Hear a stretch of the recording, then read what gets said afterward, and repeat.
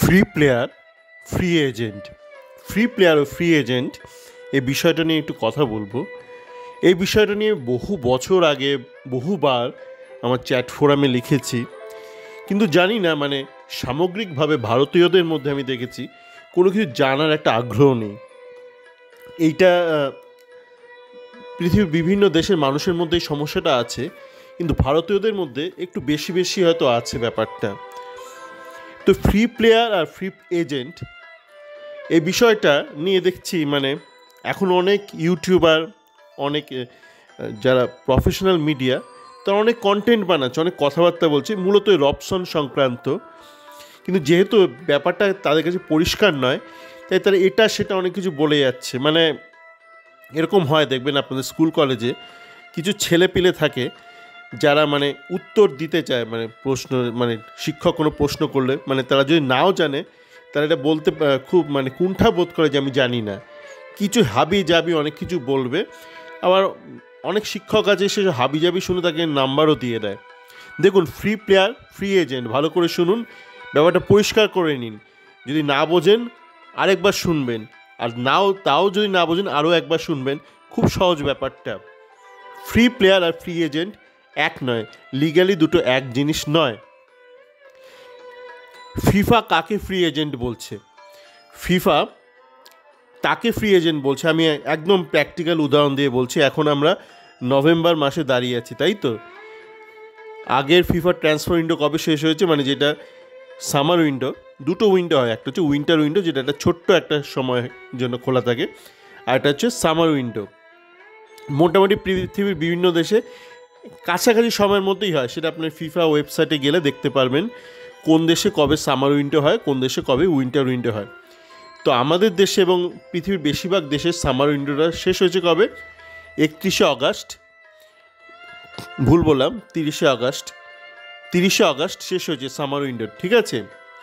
Free agent হলো সেই ব্যক্তি যার চুক্তি 30শে অগাস্টের মধ্যে শেষ হয়ে গেছে, 30শে অগাস্ট বা তার আগে, 29শে অগাস্ট, 28শে অগাস্ট বা এনি টাইম বিফোর দ্যাট। কারুর যদি চুক্তি সেপ্টেম্বর মাসে শেষ হয় বা অক্টোবর মাসে বা ধরুন আজকের দিনে দাঁড়িয়ে শেষ হয়, সে কিন্তু ফ্রি প্লেয়ার বা কিন্তু সে ফ্রি এজেন্ট নয়। ফ্রি প্লেয়ার সে মুক্ত, এখানে ফ্রি মুক্ত, কিন্তু সে ফ্রি এজেন্ট নয়। এবার ফ্রি এজেন্ট হলে কি সুবিধা হয়? ফ্রি এজেন্ট হলে আপনি বছরে যে কোনো সময় সই করতে পারেন। ধরুন একটা প্লেয়ার, সে আজকের দিনে দাঁড়িয়ে ফ্রি এজেন্ট, ঠিক আছে? তাহলে কি, সে ধরুন কালকে চাইলে ইস্টবেঙ্গল কালকে তাকে রেজিস্টার করতে পারবে, সই এবং রেজিস্টার দুটোই। সই তো করতেই পারেন না আপনি কারোর সঙ্গে চুক্তি, কিন্তু আপনি তাকে রেজিস্টার করে খেলাতে পারবেন না। শুধু তাকে ফ্রি এজেন্ট হতে হবে।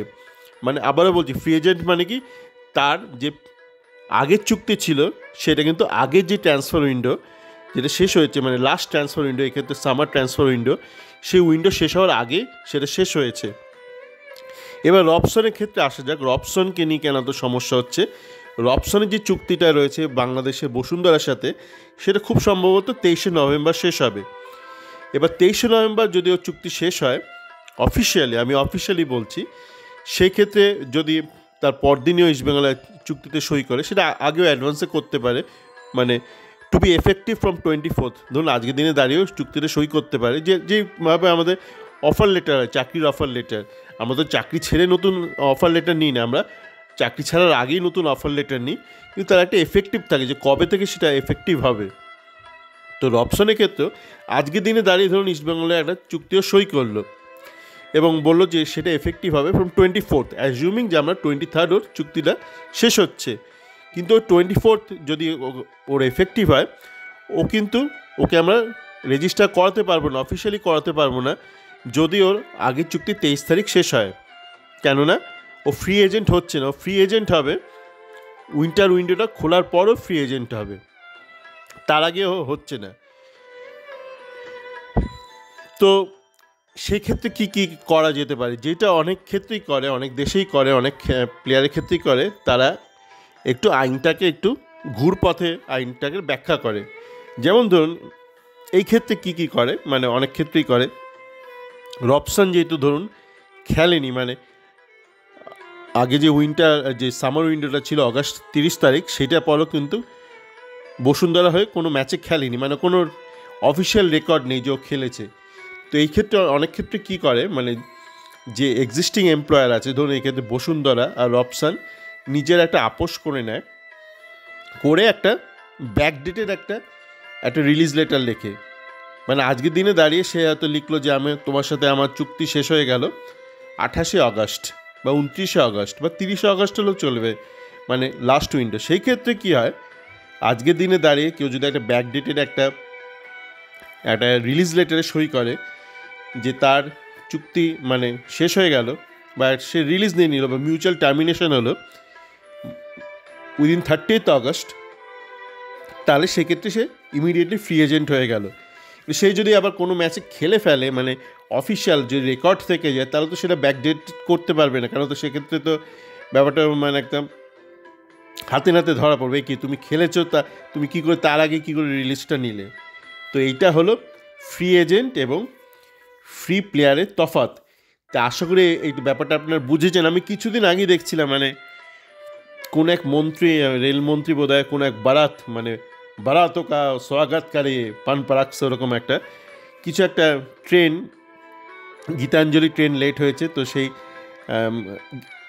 মানে গীতাঞ্জলিটা লেট হয়েছে 3.5 ঘন্টা। তো হাওড়াতে আরও একটা ট্রেনকে দাঁড় করে দিয়েছে সেই মানে বরযাত্রীকে সেই ট্রেনটা ধরাবে বলে। তো দেখলাম অনেকে এই নিয়ে প্রতিবাদ করেছে। একজন লিখেছে কানেক্টিং ট্রেনটা কী করে এই করলো। এই কানেক্টিং ট্রেনের ব্যাপারটাও কিন্তু আমাদের একটু সচেতন থাকতে হবে। মানে কানেক্টিং কনসেপ্টটা আপনি মানে এমনি জাস্ট নাম কাওয়াস্তা বলছেন না, লিগালি বলছেন। আমি যতদূর জানি ভারতে কিন্তু কানেক্টিং ট্রেনের কনসেপ্ট নেই। কানেক্টিং ধরুন আপনি একটা ইন্টারন্যাশনাল ফ্লাইট ধরলেন, ধরুন আপনি কলকাতা থেকে লন্ডন যাবেন, তো আপনার ধরুন কানেক্টিং ফ্লাইট ইন দিল্লি। তো আপনি কিন্তু যখন টিকিটটা বুক করছেন, আপনি কিন্তু আলাদা আলাদা করে দুটো টিকিট বুক করছেন। আপনি কলকাতা টু লন্ডন একটা ফ্লাইট টিকিট বুক করছেন, সে আপনার স্টার্টিং পয়েন্ট এন্ড পয়েন্ট হিসেবে আপনার মোটামুটি আপনার একটা প্রায় আপনার যে টিকিট ভাড়া নির্ধারণ হবে, এবং আপনাকে ইন্টারন্যাশনাল যেই প্রিভিলেজ যে ওয়েট ক্লাসটা আপনাকে অ্যালাউড, সেটা কিন্তু কলকাতা থেকে লন্ডন হবে যে ইন্টারন্যাশনাল। এবং আপনার হয়তো কলকাতাতে আপনি দিল্লি গেলেন, দিল্লি থেকে আরেকটা কানেক্টিং ফ্লাইটে লন্ডন গেলেন, বা কলকাতা থেকে মুম্বাই, মুম্বাই থেকে লন্ডন।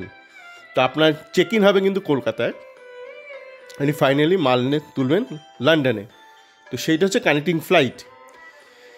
এবার কানেক্টিং ট্রেন কনসেপ্ট কিন্তু যতদূর জানি ইন্ডিয়ায় নেই। আমি একটা ছেলেকে জিজ্ঞেস করলাম যে এই ঘটনাটা ঘটার পর, সে বলল না তো দাদা, মানে এরকম তো এখনও ইন্ডিয়ায় চালু হয়নি।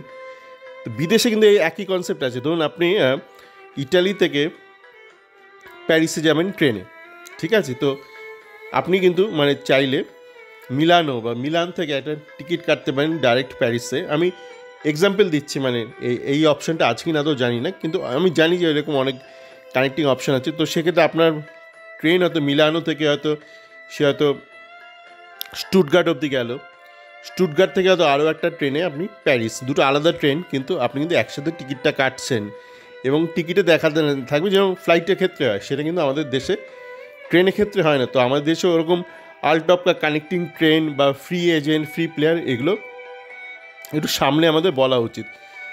এই ছোট্ট ব্যাপার।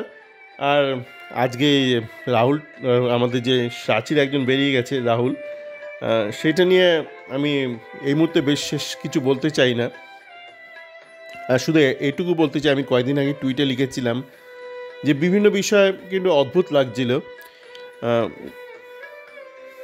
অনেকটা কনফ্লিক্ট তো ছিলই। তাছাড়া আমি দেখলাম গতকালই বোধহয় বিভিন্ন টুইটার হ্যান্ডেল যারা খুব মানে অ্যাক্টিভ এবং মনে হয় তারা হয়তো একটু পেশাদার গোছের, মানে পেশাদার মানে কড়ি দিয়ে কিনলাম গোছের, মানে কিছু কিছু ক্ষেত্রে তারা একটু কড়ি লেনা দেনা হয়। তো তারা দেখলাম হঠাৎ করে একটা পুরনো একটা টেলিগ্রাফে একটা আর্টিকেল শেয়ার করতে শুরু করেছে। তো সেই আর্টিকেলটা আমি দেখলাম, সেটা মার্চ মাসে বেরিয়েছে, এখন আমরা নভেম্বর মাসে। সেই একটা আর্টিকেল দেখে মনে হচ্ছিলো যেন স্পন্সার্ড, মানে একটা প্রমোশনাল একটা কিছু একটা হচ্ছে। তো সেই আর্টিকেলে একটা লেখা দেখে আমার বেশ অদ্ভুত লাগলো।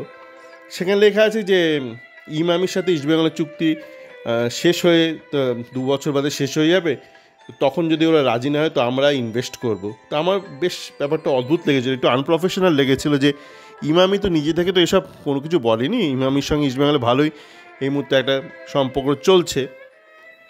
তো এই ধরনের একটা লেখা, সেটা এইভাবে প্রকাশ্যে হেডলাইন বার করে কেন টুইট করা হচ্ছে? তো এই ব্যাপারটা মানে খুব অদ্ভুত দেখেছো। তা আবার একটা মার্চ মাসের পুরনো লেখা, সেটাকে বারবার টুইট করা হচ্ছে। আর তাছাড়া অনেকে আফসোস করছে, আমার পরিচিত ফ্যান যে ইস্টবেঙ্গল ফ্যান, যে কী হবে দাদা মোহামেডানের সুবিধা হবে। আমি জানি না মানে উনি কোথায় কি করবেন ওনার কোম্পানি নিয়ে।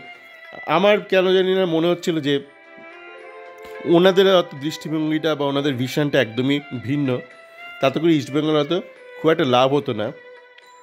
মানে উনি প্রথমে ওনার যে বিভিন্ন ইন্টারভিউগুলো দেখছিলাম, সেটা থেকে আমার মনে হয়েছিল উনি হয়তো যে ওনাদের কোর বিজনেস যেটা রয়েছে, যে রিয়েলটি বিজনেস, সেখানে হয়তো ব্র্যান্ড ইস্টবেঙ্গলকে কাজে লাগাবে, হয়তো স্পোর্টসটাকে কাজে লাগিয়ে ওনাদের যে যে কোর ব্যবসা, সেখানে হয়তো ওনারা ফোকাস করছেন কীভাবে গ্রোথ হবে।